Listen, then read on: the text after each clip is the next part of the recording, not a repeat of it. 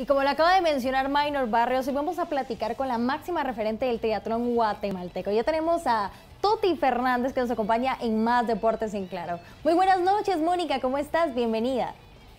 Buenas noches, muchas gracias por la invitación. ¿Qué tal estás pasando este tiempo en confinamiento? Pues han habido etapas que no molestan tanto y han habido momentos muy duros porque de verdad se empieza a sentir que se va alargando. Yo, por ejemplo, tenía una escuela de natación que según le pregunté a mis clientas y me dijeron, pues no se sabe mucho de esta enfermedad y la mayoría me dijeron hasta enero. Entonces yo decidí cerrarlo y devolver el local porque mantener un negocio de servicios sin ningún, o sea, si hubiera tenido ventas de productos o otra cosa por otro lado, pero mi negocio era netamente servicio. Entonces, como me ha gustado hacer de todo, ¿verdad? Soy coach, tengo eh, bastantes diferentes diplomas que he sacado y ahora pues me metí al de técnico de urgencias médicas para ampliar mi conocimiento de cursos de RCP que yo ya estaba dando a nivel, ¿cómo se llama esto? Estaba dando ya algunos de esos cursos, pero sentía que me faltaba profundizar el conocimiento de cómo funcionaba el cuerpo para poder explicar, por ejemplo, el estado de shock, que es cuando ya antes de que, bueno, no me voy a poner a hablar de primeros auxilios, pero quería entender mejor cómo funcionaba el cuerpo y la verdad que fue un año de estudios, un libro de 1800 páginas, pero de verdad que me disciplinó a estudiar lo que tenía que estudiar cada semana. Me di cuenta que a mi larga edad para estudiar, pues llevaba mucho tiempo de no estudiar una, por decir, carrera. Y me di cuenta que cuando a uno le interesa algo, no hay mente que sea ni vieja ni no usada. Cuando a uno le interesan las cosas, a uno se le queda. Entonces me gustó tanto que ahora decidí, para ampliar aún más mi conocimiento, estudiar para paramédico y estoy empezando ya con mis estudios. Toti, y precisamente hablando de ese tema, toda tu trayectoria está marcada por ir superando muchas limitaciones, muchos temas, pero sobre todo marcado de una personalidad que siempre quiere más y quiere cosas distintas. El regresar a esa época de estudios, ¿qué realmente te motivó? ¿Es un tema social, es un tema de aporte, es un tema personal para ampliar tus conocimientos, o en dónde está la esencia de retornar específicamente a esa época de estudios, como bien dices? Bueno, pues mira, yo la verdad es que habían habido momentos en que había un accidente de carro o algo así que yo miraba que tal vez podía ir a ayudar y pues me recuerdo particularmente que me bajé a un accidente que un carro había pues chocado una moto y entonces me bajé a ver en qué podía ayudar, llevaba mi mascarilla de dar RCP y de rescate, pero bueno, pues la gente estaba consciente, ya estaba la ambulancia y me di cuenta que, bueno, tal vez una llamada a su familia, avisar, les fui a comprar algo de tomar una Coca-Cola para los nervios y pues en realidad a mí sí me satisface ayudar en esta nueva etapa de mi vida. Después de que dejé de hacer deporte me di cuenta que es excelente ser uno el campeón, el mejor, todo el trabajo que lleva, todo el entrenamiento, pero para mí, por lo menos, empecé a sentirme un poco como muy centrada en mí misma y hubo un momento que eso pues me faltaba algo y cuando yo empecé a enseñarles a niños a nadar, a flotar y cuando yo miraba sus logros, yo me sentía más realizada que cuando yo había hecho una carrera, porque es diferente sentir que uno está haciendo un instrumento para el progreso de alguien o para su éxito. Entonces, asimismo dije, mi fantasía es que en algún día en un avión digan, hay algún paramédico, alguien que sepa de primeros auxilios y yo salir corriendo por el pasadizo del avión y poder prestar mi ayuda y hacer la diferencia. Entonces yo creo que mientras más conocimiento tenga uno, más poder tiene uno de tomar las decisiones. Y esto lo hablo en todo sentido, porque como mi vida se ha dedicado a la precaución y en todo sentido, también me volví el año pasado, fui a sacar un curso de instructora de defensa personal para mujeres. Y es un curso que no es un arte marcial de hacer todo el tiempo, sino es aprender por ejemplo, cómo estar alerta y cómo evitar, porque un atacante tiene que estar cerca de uno, tener los medios y la oportunidad. Entonces, ¿cómo puede hacer uno para evitar esas cosas? Y muchas veces es solo no ir viendo el celular, chateando en lo que uno se va a meter al carro, esos lugares que están entre medias, que les llaman, de salir de la tienda a subirse al carro, o esos pedacitos son los peligrosos. Entonces, ¿cómo ver si están las cosas en orden? Entonces, todo eso también va, es cierto, hay algunas técnicas para poder defenderse y salvarse, que no es darse bofetazos con un atacante, sino saber dónde pegar en áreas vulnerables, saber hacer ruido, gritar y correr y escapar.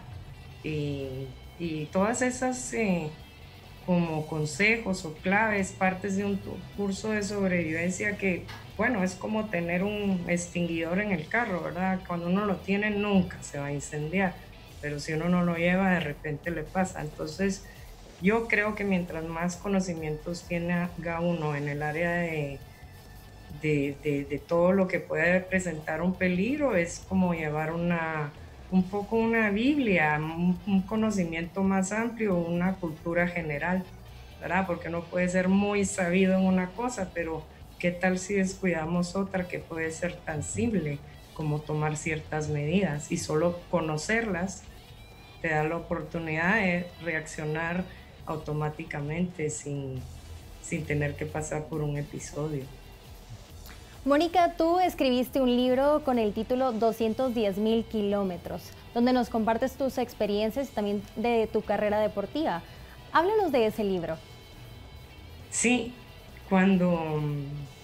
pues es que mi vida fue bien variada, ¿verdad? Como tú viste al principio, un poco así, se veía un poco como triste la víctima, ¿verdad? Porque la verdad que o sea, tal vez toda esa etapa que me pasó de mi vida me ayudó a forjarme a la persona que soy. Y pues el haberlo pasado no me hace ni más pobrecita que alguien, porque yo igual no conocí otra forma de vida. Entonces yo no tengo referencia para decir se siente diferente. Pero el libro, mi idea era de compartir como los obstáculos de mi vida, ¿verdad? Porque no es solo quedarse sin papás y haberse tenido que mudar de casa, es haber tenido que empezar de cero, es haber tenido que empezar en otro país nuevo, con 3 valijas y volver a hacerlo todo. Yo ya tenía mi negocio de la piscina, ya enseñaba a un montón de niños a nadar en el agua, era ya conocida en el medio, en revistas, y como era una cosa muy innovadora, y hay muchas casas y con piscinas, y en Marruecos hay bastantes cuerpos de agua, entonces la gente es un poco más precavida en que los niños aprendan a flotar y no ahogarse. Cuando vine de Marruecos hace 9 años, igual, me vine con 3 valijas, mis hijos tenían 5 y 3, y además traía un perro que acababa de adoptar hacía 3 meses, y traía 3 valijas y no tenía ni cómo moverme ni dónde vivir. Y como todo en la vida, otra vez empieza uno, y ahora pues ya tenía mi negocio, ya mi casa donde vivir, en qué moverme, mi vehículo, y ahora otra vez, ¿verdad? Se acabó la piscina por la pandemia, entonces ahorita innovando, tratando de poder crear de forma digital todo este conocimiento que yo tengo en los diferentes ramos, ¿verdad? De cómo los papás pueden tener precaución en el agua, cómo enseñarles a los niños desde pequeños a sumergirse, porque yo le enseñé a mis hijos, y la verdad que es lindo tener esa cercanía con un niño y el agua, porque el agua es maravillosa y es de los medios más divertidos, pero el agua no puede cambiar uno su consistencia. la flotabilidad de los niños, sí. Y a pesar de que es un medio tan agradable y de tanto gozo para la familia, el ahogamiento es la primera causa de mortalidad infantil accidental entre niños de 1 a 4 y la segunda en niños de 5 a 9. Se le considera un problema de salud pública mundial y se le llama la muerte silenciosa o la epidemia silenciosa. Le dan bastantes términos la Organización Mundial de la Salud y los Centers for Control, Disease and Prevention. Entonces sí es una cosa que es un problema mundial y que la gente cree que no le va a pasar hasta que le pasa. Y tasas de divorcio de padres de niños ahogados es del 97%, porque claro, siempre hay un elemento de culpa, que aunque no es culpa directamente de uno, porque de verdad los accidentes pasan, pero los niños se fugan en segundos cuando están gateando o caminando, y generalmente se ahogan cuando no es hora de nadar, porque cuando están en la piscina la mamá los está cuidando. De alguna forma se acercan a una pileta o algo, entonces se paran ahogando, y aunque no es culpa de los papás, pues ellos sienten y cargan esa culpa, ¿verdad? Entonces muchos se paran divorciando, y es de verdad, ya se destruye la familia, y la familia es la base de la sociedad. Entonces en esta etapa de mi vida, ahorita en la pandemia, lo que más he hecho, porque no he podido ni siquiera hacer turnos en la ambulancia, que no me lo han permitido aún, pero estoy preparando una conferencia que me invitaron a dar para personal médico de Latinoamérica sobre cuidados prehospitalarios para víctimas de ahogamiento. Entonces ahora ya no estoy yo solo moviéndome en el medio de la prevención de ahogamientos, sino que también sé preparar a los niños para evitar ahogamientos si las barreras de prevención fallan. Y la tercera etapa ahora, que es darles el RCP, resucitación cardiopulmonar, darles oxígeno, esa parte también me estoy convirtiendo en una experta. Entonces me invitaron a dar una conferencia sobre este tema, y la quieren subir en una website de una asociación de prevención de ahogamientos y de datos, de investigar, porque a pesar de que es la primera causa de mortalidad, por cada niño que se ahoga, 4 pasan por hospitalizaciones. Y los niños que quedan con daño cerebral por la falta de oxígeno, pero que sobreviven, puede costar hasta $100,000 al año mantener un niño así. Entonces, no solo los que se ahogan, sino se calcula que de 2 a 3 millones de niños a nivel mundial sufren ahogamientos no mortales. Y por esto es que ahora se está queriendo modificar las estadísticas y reportar los datos de eventos que ha habido un evento de ahogamiento, pero que no fue mortal, porque, bueno, muchas de estas asociaciones luchan por cambiar las estadísticas, por bajar los números, y pues yo he estado en eso en mi vida y ahora me han invitado a participar, y espero poder seguir con esta lucha, ¿verdad? De poder alertar a la gente que tengan cuidado, que no dejen botes con agua. Los niños chiquitos se ahogan en cubetas de agua, en toneles, en la bañera cuando se les deja solos. Entonces todas esas medidas de precaución, si yo las puedo llevar más lejos, si ayudan a alguien, ya valió la pena el esfuerzo. Toti, tú corriste 3 de las carreras más duras del planeta, bicampeona Ultraman a nivel mundial, una trayectoria que está llena de hacer cosas extraordinarias que no cualquier persona las podría hacer. ¿Qué le dirías tú a la gente que en este momento está con esa incertidumbre y con la mentalidad de que no va a superar esta crisis que estamos viviendo a nivel nacional y a nivel mundial? Mira, yo por mucho deporte que hice y carreras de verdad que durísimas, y cuando yo volteo a ver para atrás, no a veces me cuesta creer que lo hice, ¿verdad? Y una carrera es similar a la vida, porque llevas unos kilómetros y luego te podés sentir lesionado. Yo, por ejemplo, corrí una de esas más duras, que era la de Badwater, y eran 217 kilómetros sin parar y a temperaturas de 55 grados. Le llaman el lugar más caliente del hemisferio norte. Yo me había entrenado en saunas, yo estaba lista, pero hubo un error cuando tenía que, la deshidratación es grande, entonces yo tenía que tomar líquidos, pero también electrolitos, ¿verdad? Para nivelar los minerales en la sangre. Y yo me compré unas dosis de las marcas esas que vendían para deporte, y resulta que las dosis eran un poco más fuertes de las que yo había entrenado.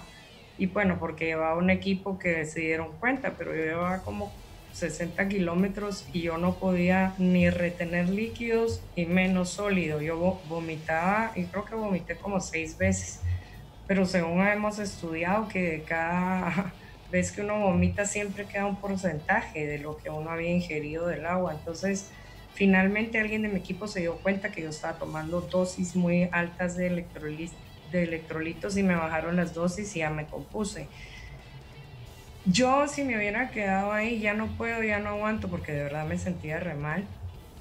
Sin embargo, todo pasa, y ese momento pasó y poco a poco me sentí mejor y llegué a terminar la carrera, o sea, 217 kilómetros, o sea, todavía correr más de 150 habiendo pasado la mala etapa. Bueno, después vienen otras, ¿verdad? Duele la rodilla, la espalda baja, pero todas, así se va pasando todas. Uno tiene que tener un sentido, una motivación, una inspiración, por ejemplo, de hacer mi primera triatlón corta, que llegué tercera de 3, o sea, prácticamente llegué de último.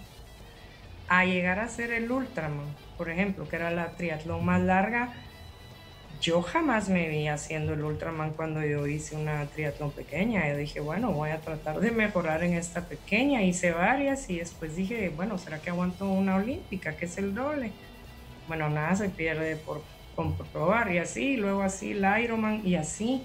Entonces cada vez uno tiene que irse poniendo metas un poquito más altas, pero yo sí aconsejo ir cumpliendo las que sean realizables, o sea, un proceso. Si uno quiere una meta muy grande, irse poniendo metas más cortas durante el proceso para prepararse para eso, porque todo queda en la memoria, que yo le llamo memoria muscular, pero también tiene que ver la cabeza, ¿verdad? Todas las cosas que uno ha hecho le quedan de experiencia y uno las puede repetir más fácilmente. Muchísimas gracias, Toti Fernández, por aceptar la entrevista. Esperamos verte pronto después que pase toda esta situación en el CT Más Deportes en Claro. Te mandamos un fuerte abrazo. Gracias. Muchísimas gracias a Toti Fernández por esta entrevista tan interesante. Es que una trayectoria tan importante como la de Toti, pues... un gran legado que ha dejado en nuestro deporte guatemalteco. Increíble, espectacular. Haciendo cosas extraordinarias, como yo le decía, que no cualquiera. Así es. Llegó el momento de irnos a una pausa comercial. Para regresar tendremos más información. Ya volvemos.